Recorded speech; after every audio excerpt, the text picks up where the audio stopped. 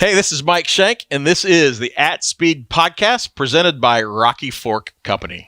Ladies and gentlemen, a special, in my opinion, a special At Speed podcast because we've not only got Mike Shank on board, who's the regular pilot on this thing. I'm the navigator, so to speak, and sometimes flight engineer. But we've got a fellow by the name of Brian Bailey, sort of the brains and the guts behind Rocky Fork Company. And Brian, welcome to the podcast, my man. Thank you, Tim. Good to be here. I appreciate that. And good morning, Mike. Hello, guys. You know, Brian's made all this happen for us, and I think it's been a fun thing to do, and it seems to be catching on more and more with people around the country, especially during this COVID-19 quarantine. People want to hear and read and whatever you want to say about auto racing, which is in a state of limbo at the moment. But Mike, catch us up a little bit, man. What do you see coming around the corner real quick before we get into this conversation with Brian Bailey? Well, yeah, this week, Tim, was the first week we've gone back to work as a shop. We've been off for 8 weeks, and officially we're going to Texas with the IndyCar on June 6th. So that's coming up in a few weeks. And so we're prepping the car, 2 cars for that. You will have the primary car and a backup car. So this week's a big week in the MSR shop. So on the IndyCar side, we have IndyCar starting in June. We're hoping to do at least another race also in June beside Texas. It's either going to be Richmond or Road America, which will be announced soon, I hope. And then we have IMSA going to start in July. We don't know the track yet or the time of that, but we'll know soon. And we'll bring those boys back in. You know, we're taking it real serious. We're not bringing more than 10 guys into the shop at a time. We're following all the guidelines that we should. And give the best opportunity for us, A, to get back to work, be safe, and try some racing here, fairly quick. Hey, paint people a picture of the shop right now. Are people staying 6 feet apart? I mean, Is everybody wearing a mask? What are the restrictions, the guidelines that you put on your own shop? Well, it really starts at home. Everyone's expected to evaluate themselves every morning, including taking their temp at home before they come. And then they come here and they wear a mask. We stay distant. We talk at 6 feet apart at least, or 5 feet anyways. And when we get close to each other, we're always wiping stuff down. We've bought a lot of industrial disinfectants and cleaners that some of the hospitals are using. Listen, we've done everything we can. We know we got to get back to work. And we think we've done it in the safest way possible for our guys here. Hey, Brian, you've been around the Meyer Shank Racing team for a while. Can he keep his shop any cleaner than he's always kept it? I mean, what's your take on that, my man? I don't know. That place is unbelievable. I have shop envy when it comes to the cleanliness of the way his guys do it, and it's tuned into them. It's what they do. I've never seen Mike walk around and say, "Oh, you got to clean that up or do this or do that." They just do it. And, it's just part of the culture. Well, that was my segue into you, my man, because when did you get affiliated with Mike? What was the attraction? You own Rocky Fork Company, a very successful company out in the New Albany area that takes care of people's lawns, et cetera. But you decided you wanted to be part of a sort of a race team. I'm not sort of a race team, but where did you guys hook up? What brought about that hookup? I've always been a racing fan. I was the guy sitting up on the hill at Mid-Ohio for years and years. And I met Mike through a mutual friend at Mid-Ohio once, a quick pop into the hauler. Obviously, he was busy, so it was just quick. The original hookup with Mike was after he had a car burn at Watkins Glen. Was that 09, Mike, or was that 10? Was that 09? Probably. I think it was 10. 10, yeah. And then then it was like the next weekend they ran at Mid-Ohio. And That's right. Yeah, everyone all over the IMSA paddock at that time, Grand Am paddock, pitched in, got his car back, helped him get his car back together, and they went racing and did well. They didn't even podium. We finished second or third or fourth or something like that. Yeah, they podiumed, and literally I just sent Mike a quick little email. Hey, that's great, that's cool. You got lots of media play, and you did well. we did a quick little package, and a few weeks later, I was at Daytona at the 4th of July weekend race, the Brumo's Porsche 250, and a little Rocky Fork sticker on the car. And that was that time we raced with NASCAR that weekend, and it was pretty exciting. Mike hopped me on the golf cart and went around and drove around the infield. $500,000, $1 million motor coaches, people with blow up pools. It was crazy, and that's really how I got enrolled in the team. I was standing around there and felt like a total outsider at the time, but the guys were great. We had a lot of fun, and that's how it started. What is the allure from your vantage point? Because like you said, you started up on the hill at Mid-Ohio, but you were there. As I always said, people who go to IndyCar races or go to races, period, anywhere, but especially like at Mid-Ohio, which is sort of in the middle of nowhere. A lot of these tracks are secluded. They're not all like Daytona. What was the allure of auto racing for you? I can tell you the exact minute that it hooked me. I grew up in Eastern Ohio. My dad used to take me over the little dirt track on occasion there in St. Clairsville, but that didn't really hook me. The first year of the Columbus 500, my father, through the company he worked for, had corporate tickets. We went down there on Friday. He worked downtown. I went down and met him. We were walking across the bridge to the infield, and the Imsa Fieros went screaming under me. You can't see, obviously, they got the bridge closed off, and I heard them go under me. I can tell you for a fact that was the moment I was hooked. It was a Fiera.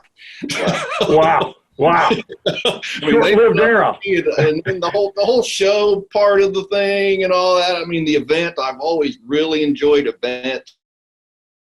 And that's when I really became – you may remember this, Tim. That same year, they had a drought in the Carolinas. And the NASCAR haulers sent a bunch of haulers up here. They called it the Hayride 500. Mm-hmm. And we filled 50 trailers with hay. They were all, and all of those NASCAR haulers were in here. It was crazy. And I met Tim Richmond. I met Richard Petty. It was very cool. So that year, kind of a year that I just got into this whole thing. And Mike, you can jump in here anytime you want, but Brian is one of those interesting guys to me because, these a guy like him is the heart and soul of people who really love the sport, and you're putting on a show to a certain extent, but it goes deeper than that with a lot of these guys because they're not just into the sound and fury of it all. They're into like the organization and all that other stuff. And I don't know what piqued your interest about Brian from the first time you met him? There's a couple things I guess I want to say here. I've been talking about this lately, especially since we've had time with COVID. But you think back on all the folks that have helped us get to where we are today, because certainly it wasn't just me and my wife, right? There's a lot of people involved at a lot of different levels. Brian was one of those guys that came along and really didn't know me at all, and just didn't, but immediately committed and went all in. And I could tell right away that we were built from similar cloth. And I think that it said a lot because, since the time Brian Bailey and Rocky Fork have been involved with us, we've ebb and flowed through good and bad times. And Brian's always stayed here, right level, right? And those are the kind of people that that this business needs and needed, certainly at the time, to try to go forward. And, this thing we're doing here today, we're going to interview what I think are 5 heavily influential people, Tim, that we're going to put out over the next few weeks that had a reason why we sit here today, why I'm talking to Tim May, why we have a podcast. And I think it's important that everybody get a little bit of time with them, especially since we have it right now. And these guys get a little bit of recognition, guys and girls that have helped us kind of get to where we're at today. But overall, I can tell you that Brian is of Midwest mentality like I am, and my new partner, Jim Meyer, who we'll talk to in a few weeks. And that goes a long way with me. And he always stuck with us, even in the worst of times. And that you can't replace. Brian, since you've been around Mike Shank Racing, let's start with the worst of times first. What was the worst of times that you've noticed that you've seen this team endure? Mike and I were at the season-ending Atlanta race one year, and just got done running 10 hours, probably 3 more hours tearing down, been at the track for 20 hours or whatever. Yeah. And I was getting ready to head back to the hotel, and he goes, "Hey, you mind if I jump in and ride with you?" And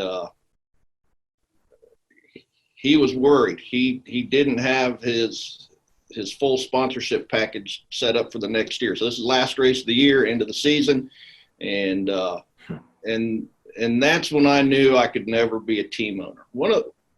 Mike's done so much. When I first met Mike, he looked at me one day and he goes, "I go out of business the end of every year." And I looked at him like, "How do you do that?" The one thing about what I do is the grass is going to grow. It's going to grow next year. But, now, that was many, many moons ago, that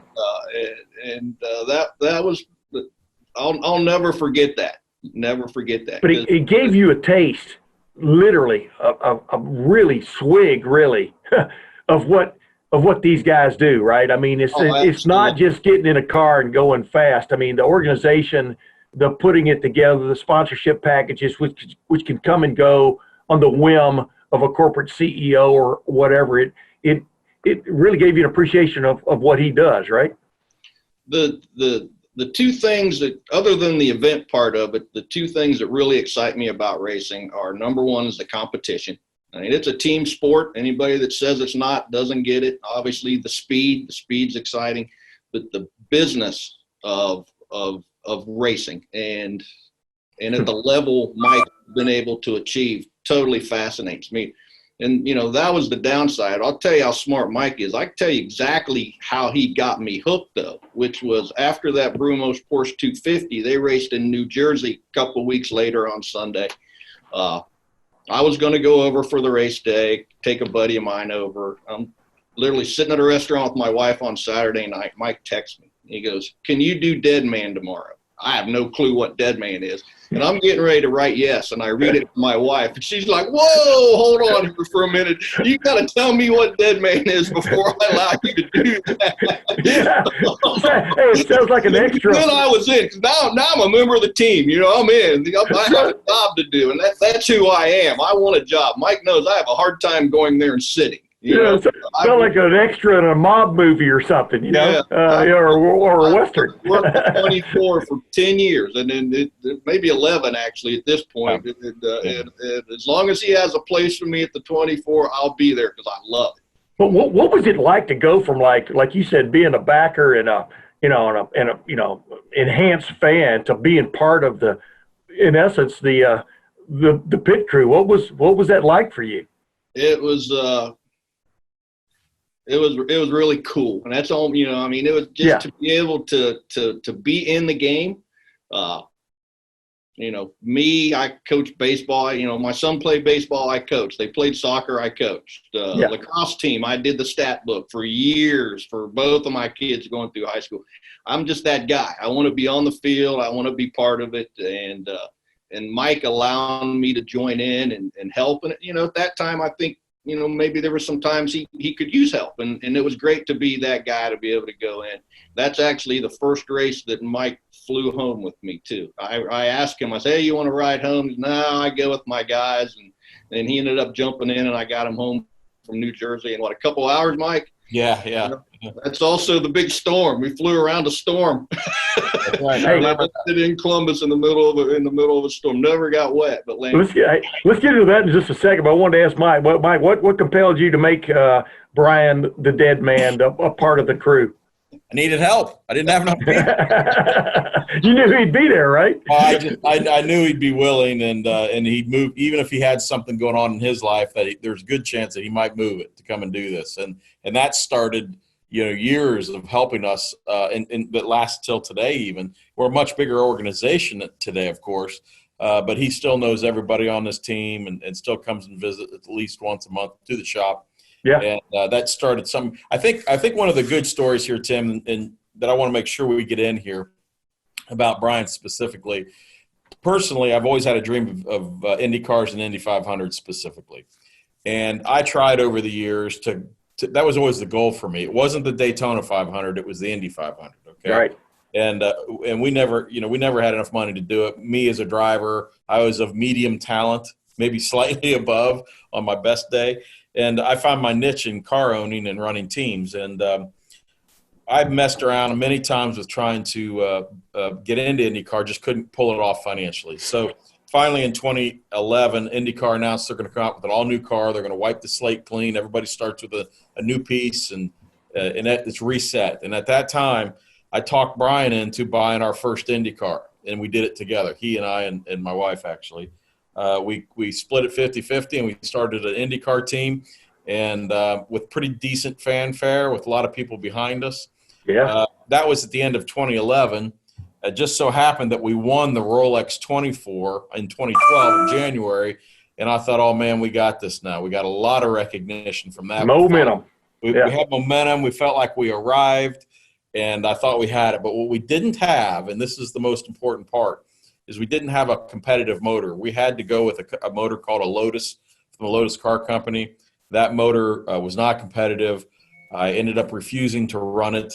And Brian was on board with that, and we'll let him speak about this here in a little bit. But, Brian was up there. He spent deep money with my wife and I and committed to it, and we tried to make it work, and it wasn't meant to be, Tim. And at the end of it, Brian and I had to make a hard decision of selling that car because we just can't have an asset sitting and not working.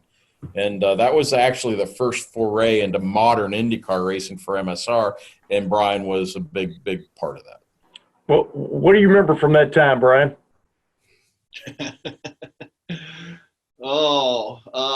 It was Midwest guy, been hanging around Mike for a couple of years at that point. Now all of a sudden I'm sitting in meetings over in the Pagoda at Indy and over in their offices. I'll tell you the one thing that I maybe not remember the most, but a story I want to tell here about Michael Shank being a racer. I don't know that we had a signed deal, but Mike calls me one day and he goes, I got a deal here that we could do. We're going to run a driver as a one-off at Indy, and it would have paid off our chassis. It would have been paid off. And he goes, but I'm not doing it because we can't win. Yeah. No,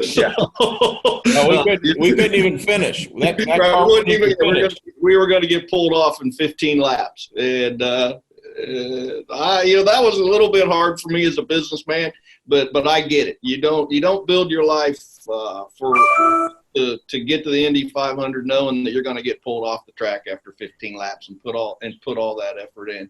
Not I say it around here all the time. Not all business is the right business to have. So, yeah. But Mike is a racer through and through. There's no doubt about that. And you'll hear the driver say that. Here was the real problem with that. We did have an opportunity to run the car.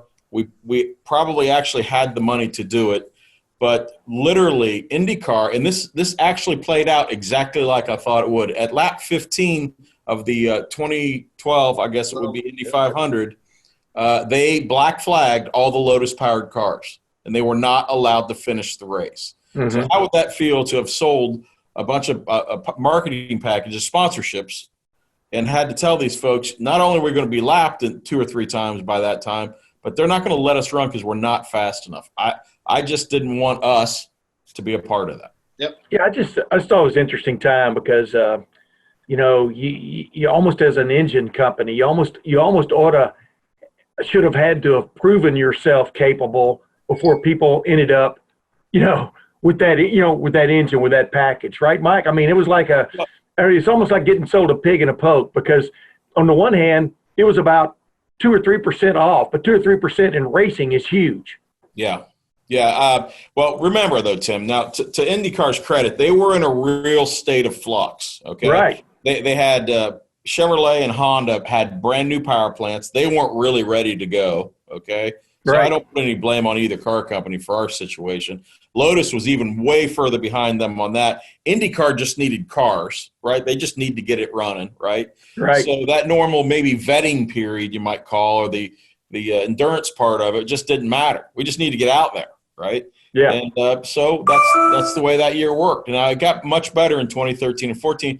But I went back to what I know we could make money at and survive. Not a lot of money, but we could survive in sports car racing. We got a great home there, and we went on to some great things, obviously, in sports car. But and it worked out exactly how it was.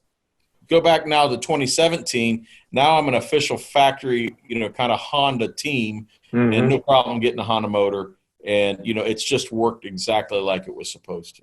Hey, yeah, Brian, because we're not running out of time because we could talk forever, but you have these imposed half-hour limits on these things, which we always exceed because, there's a lot of green, what is it, green, white checkered on these things, but restarts. But your highlight of being with this team, was it 2012 and the 50th Daytona 500 victory? Well, what 50th anniversary victory? What just jumps out at you about this team? There's been many just enjoyable times. I was the dead man of the 2017 Indy 500, so I had on the suit. I was on the team the year we ran. It was awesome. 2012 went in the 24. That was pretty exciting. It was up there, and even as just the guy off the side, just so many of my friends and family were in it. I was texting them, you gotta, we're running. My phone blew up. It was great. I was there when they set the speed record at Daytona. That was an exciting day because for a while it didn't look like it was going to happen. Yeah. So there weren't, it was closed. There weren't any people there. There was, Jim France was there, and the guy at the time that was the head of Ford team, and just a few people, and there was some nervous moments. But late in the afternoon, we went out and did it. That was really exciting. I really enjoyed. Mike's built a team where the guys stay. So I've known some of these guys for 11 years now. At this point, they've some of them become friends. So there's lots of, I like the practice days, to be honest with you. It killed me we didn't all get to go to Richmond. I've never been to Richmond. I was so excited about going to Richmond with you guys, for a practice day, because it's kind of fun when not everyone's around and the pressure's off a little bit. Yeah. But the guys are still going around the track as fast as they could go. You know what I mean? Number one, the guys are in jeopardy. Number three, it's just cool to see a team evolve and work on things and find new stuff. I want to get with you on this one, Brian. One of the reasons you're one of my heroes instead of Mike is that you have your pilot's license. You fly an airplane. What got you into aviation, real quick, in a nutshell, and how has that just opened up avenues for your life? I was that kid in Eastern Ohio at the small town at the airport, used to hang out, always wanted to do it, always. And I'll be honest with you, I took my first flying lesson on the day of my 39th birthday. If you're ever going to do this, it's time. Never dreamed of owning an airplane. That's a whole nother story, how all that got started.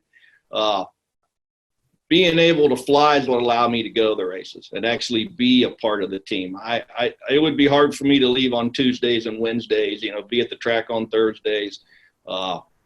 Some of the guys at the shop laugh because I'll roll in an hour before the race starts, and they'll say, "Oh, you always show up right before the TV cameras turn on." Yeah. But that's what the airplane allows me to really be more part of the team than I could be otherwise. And you have a Cirrus 22, a nice, sweet little airplane that can get from one place to another fairly quickly for a single-engine airplane, unless you've upgraded since I last talked to you. Oh, no. That's my baby.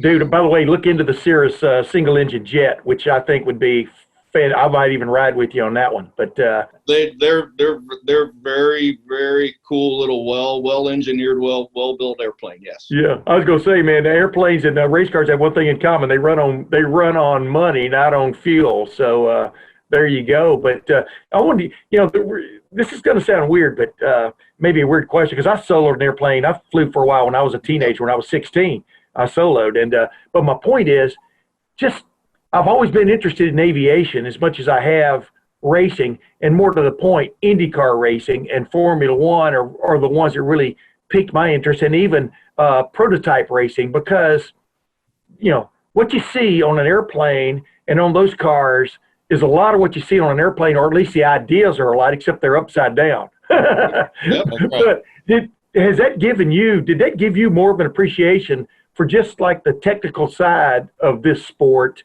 of making cars go faster by tweaking them, by streamlining them, by, rubbing on them, so to speak? I mean, has that given you a little bit of more of an appreciation for what these cars are all about? I think being a competent pilot is in some ways the same as being a competent driver. And, people go fly with me and they say, man, you made that look easy. And that's the same as, I know Mike talks about Scott Dixon and his ability. And I know the last podcast you were talking about inputs, how many, a guy can do 6 or 8, but the real good ones can do 10. Now, I'm not saying that I'm that guy as a pilot, but, I think those are the same. I've mentored multiple people through their pilot's license, and they'll teach you all the book stuff and all the radio knobs and how to do all that. But I always tell those guys that how you're going to stay alive is the seat of your pants. You've got to feel that airplane. It doesn't matter what else is going on, and you can. You'll feel an airplane through the seat of your pants, which is exactly the good race car drivers drive through the seat of their pants. So those would probably be the 2 things that I see that relate with aviation and racing. There's a lot of pilots to fly. Actually, once they get to a certain level, they're not allowed anymore, which I don't particularly agree with. I think, particularly my airplane, the Cirrus, I think it's safer. I feel much safer on that than I do, really almost anything else. And I'm not that I'm scared to fly by any means, but it's just a safe airplane, and I understand it. Yeah, but you know all about trimming out the controls. You know all about trimming out the fuel mixture so you can get the best pop for the least amount of fuel and stuff. And you see Indy cars doing that all the time. I mean, Mike and Jack Harvey almost stole the Indy 500 a couple of years ago, right, Mike? But trim it out, so to speak, right? We're 7 laps away from stealing it. Yeah, well, one more gallon, maybe gallon and a half. Come on. Yeah, or a yellow flag at the right time, and Will Power would still be searching, wouldn't he? It would absolutely been the case. Yep. Yeah, but real quick, just Brian having that ability to fly you occasionally to places. Were you reticent about getting in an airplane with a guy, or did? No, Brian is actually one of those guys that can take multiple inputs and manage them better. I'm not, right? That's why I don't fly, and I love planes. I think they're the coolest things in the world. He'll fly us a bunch this year, I'm sure, and every year we're together, I'm sure. And no, I've had my family in with him, friends in with him. It's no issue at all. Of course, you're still in a small plane. You have to wrap your head around that, but that is probably the coolest 4-place plane on the planet, and he operates at a super high level. Yeah, and like he pointed out a while ago, if you see a thunderstorm ahead of you, you can just kind of steer around it. You hope it's just a supercell, not a front, right? Right, Brian? Correct. Yeah. You don't want too many fronts in a small engine airplane. No. Yeah. Hey, real quick, let's get to that, and we'll get to speaking of fronts and getting through it. You as not just a part of the Mike Shank Racing team, but as a consummate fan, how are you dealing with this COVID-19 delay to everything? I mean, has it been, finally this team was going to go IndyCar racing full-time for the first time, a dream for a lot of people associated with, including you, and you're sitting here waiting. What's that been like for you? I can say without a doubt that it's been years since I've been home for 3 months straight. So that starts making me crazy because I'm always off somewhere. And a lot of it this time of year has to do with the team. I'm looking forward to racing coming back. I tried to get into the iRacing, watched a little bit. It didn't fulfill me. It was pretty cool. Don't get me wrong. Yeah, I'm with you. It wasn't like, jumping in the plane and flying over to Richmond kind of thing. Looking forward to the racing coming back, obviously. I think the NASCAR numbers will be huge this weekend. Then I think the IndyCar race numbers will be huge here in a couple weeks. They're going to be the first out the gate, so that's very exciting. Unfortunately, with Mike being, he can only take 20 people. 20 people. to the race. I probably won't be able to go, but that's okay. I'll be sitting on my couch watching and having a good time, and glad they're back, and know that shortly this will change and we'll all be able to go back to doing what we like to do. Like I said, you've been around this team for 10 years now, pretty close to 10 years now as a sort of inside baseball kind of guy. What's the sense you have of this team, of the Meyer Shank Racing team, of their capability and chances this year? Mike and Jim never go to the track without being fully prepared. And got time for one quick story? Yeah. So I was talking to Paul Harvey, Jack's dad, and it was their first race at St. Pete, first year at St. Pete. And I said, Paul, 10 years I've been hanging out with Mike, and it's very rare that there's a race that at some point during the race, they're not top 3 or top 5. And that I've seen that consistently. There's always a point in the race that we're up front. Some of it's strategy, some of it's just the way it works out, some of it just blind luck. And I don't know, we were maybe 20 laps in that race, and through pit stops, Jack's 4th.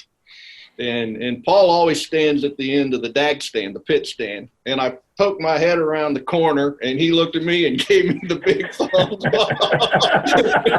It was just a funny little thing, but, it's kind of – so, the IMSA cars, which we don't talk a lot about, and we should a little more because that's pretty darn exciting. Oh, yeah. They're always up front. He's got those Acura sorted, those the drivers, the cars, they're always up front. The IndyCar, a fan part of me, they 20, 22, 24 Indy cars normally on the track. Now they're up around 26. The top 20 are within 1 second. Yeah.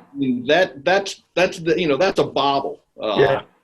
It's a high level of competition, and you're competing against, the Rahals, the Andretti's, the Sam Schmitts, the Roger Penske's of the world. These guys have their game together. So you've got to go, their cars roll with their A game. Yeah. We had an unfortunate little situation at the 24 this year, and I was sitting there. They had to go back in the garage for a few minutes and replace the under tray. They spend 4 months, Mike calls it rubbing on that car and getting it ready. Yeah. And in 10 minutes, they rebuilt it and put it back on the track after 4 months. And I was sitting there thinking about that, watching all these guys throwing parts and bolts and nuts. Like, man, they worked on this thing for 4 months, and now they have 10 minutes to get it back on. One of my favorite memories was watching the Long Beach Grand Prix. I remember what year it was, but Al Unser Jr. and Mario Andretti got into it, and all of a sudden Al Unser Jr. is missing his right front wing, and he still wins the race. You know what I mean? Like you said, all this whatever, and he still wins the race. Go figure. You never know when it's going to happen. Isn't that right, Mike? That's it. You got that completely right.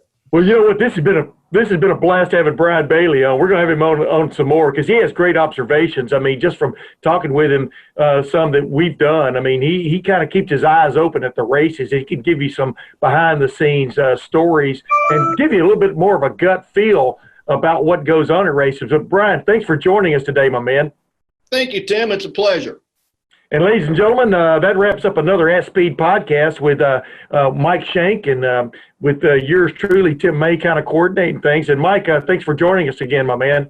Love being here. Look for more really interesting chat like this in the coming weeks. That's right, ladies and gentlemen. We're going to have a all-star lineup coming here just as quick as we can do it. But until then, this is Tim May for Mike Shank and Brian Bailey. Thanks for watching and thanks for listening.